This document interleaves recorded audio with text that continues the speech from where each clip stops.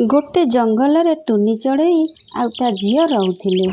अरे माँ तू एठी बसी पढ़ुता मु जाऊची पाख पोखरी पानी आनिले रोषेई कले तू खाइकी स्कूल जीवु। ठीक अच्छे माँ तुमे जाओ। तापर टुनी चढ़ई पोखरी को गला पानी आनिया पानी आनी आसीबा समय रे एही रास्ता रे घर को गले अनेक डेरी हेबो मु एपटे बाट देई गले जल्दी घरे पहुंची जीबी। तापरे माँ टुनी चढ़ई आउ गोटे बाट दे गला बेले बाटरे गोटे गछटिए कहूथाए, अरे किए अछ मते टिके साहाଯ୍ୟ कर मु केते दिन हेलानी पानी पीनी मते टिके पानी दियो बहुत कष्ट होउची मते केही तो पानी दियो नले मु सुखी जीवी। गछ कथा शुणी माँ टुनी चढ़ई ए निया पानी तमे आ मन दुख करनी मु एबे मूले पानी देई दउची। माँ चढ़ई जेमिति से सुखिला गछ मूले पानी ढाली देला ठीक सेतिकी बेले गछटी संगे संगे सतेज होईगला आ फूल फल रे भरपूर होईगला गछटी। अरे ये केमिति संभव मु पानी दउ दउ एते सुंदर गछटी होईगला मु स्वप्न देखुनी तो। ना ना टुनी चढ़ई ए सब स्वप्न नुहे सत प्रकृत रे मु साधारण गछ नुहे मु गोटे जादूर गछ परी राइजरे परी आसी मते खुशी होई शक्ति दे। ए वर्ष बहुत गरम होउची अनेक दिन हेलानी वर्षा हेइनी सेतिपई मु सुखी जाइतिनी आ तू पानी देइथिबारु मु पूर्व अवस्था को फेरी पाइली तते बहुत बहुत धन्यवाद टुनी चढ़ई। तोर उपहार कौन दरकार कह टुनी चढ़ई। ना गछ तुमको साहाଯ୍य करे मु बहुत खुशी अछि मोर उपकार दरकार नाही। एमिति चढ़ई तो परी भल पक्षी मु खूब कम देखिची तू उपहार नेले मु बहुत खुशी हेबी। ए आंब को ने तू बगीचारे लगेई देबू जेतबेले गछटी बड़ हबो तू ताको साहाଯ୍य मांगिले से तते सब देबो तास ए गछर आंब केबे भी सरीबनी। एमिति सुंदर उपहार पाई तुमको अनेक अनेक धन्यवाद। एमिति कही माँ टुनी चढ़ई आंब चाराटकू नहीं आउ जे कलसी को नहीं पुणी पोखरी रे गला आउ तापरे पानी नहीं घर को गला। माँ आज कौन पाई डेरी कल मु आज भी स्कूल जाई पारिलिनी। माँ चढ़ई तार झील को सब घटना कहला आउ माँ कहला सब तो सुनिलु झिया तू आ मन दुख करनी काले तो तू सबुदिन स्कूल जीवु आ केबे भी स्कूल बंद हेबनी। अरे हाँ तू ए आंबटी को ने आम अगणारे लगेई देबू मु जाउची काम को सेपटे चिल्लो मेनसा बहुत रागिबे। ठीक अच्छी माँ तुम्हें जाओ मु ये चारा को लगेई दउची।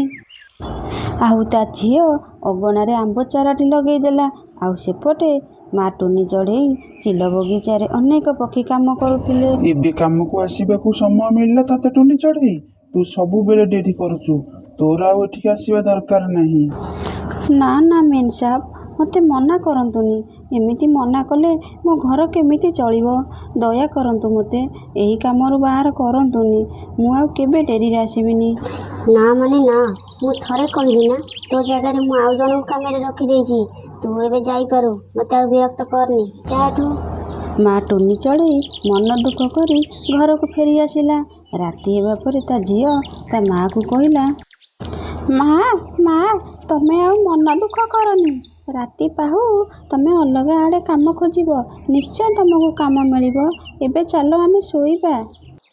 ये कौन झियो आम अगणारे एते बड़ा फूल फल भरी होइथिबा गछ मु जा देखुची तू झियो सेया देखुची। हाँ माँ मु भी सैया देखुची काली मु जो आंब चारा लगेइथिली सेतुरु आंब गछ एते बड़ होई जाईची ये सब केमिति संभव माँ। हाँ हाँ एबे मन पड़िला से आंब गछ कहिथिला ए आंब सेमिति आंब नुह ये गोटे जादूर आंब गछ सेतिपई शीघ्र पड़ी जाई फूल फल रे भरी होई जाईची। माँ मते गोटे आंब दियो ना मु खाइबी।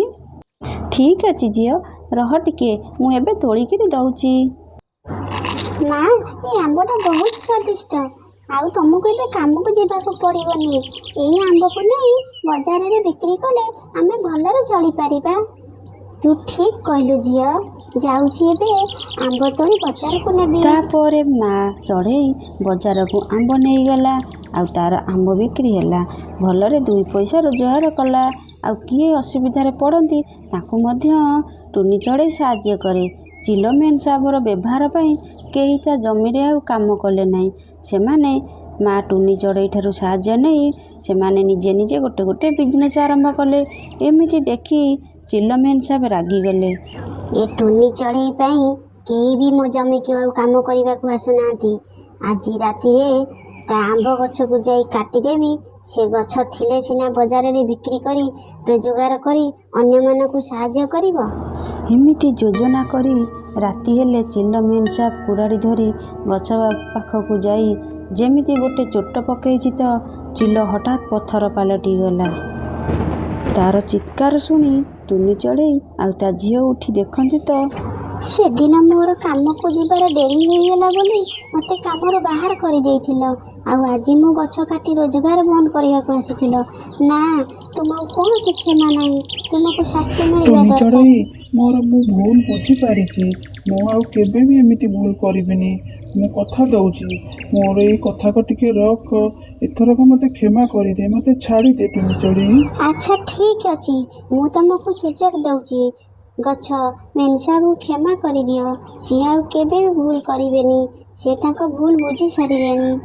ଚଢ଼େଇର କଥା ଶୁଣି ଗଛଟି ଚିଲମେନ୍ ସାହେବକୁ ମୁକ୍ତ କରିଦେଲେ। ବହୁତ ବହୁତ ଧନ୍ୟବାଦ ଟୁନି ଚଢ଼େଇ।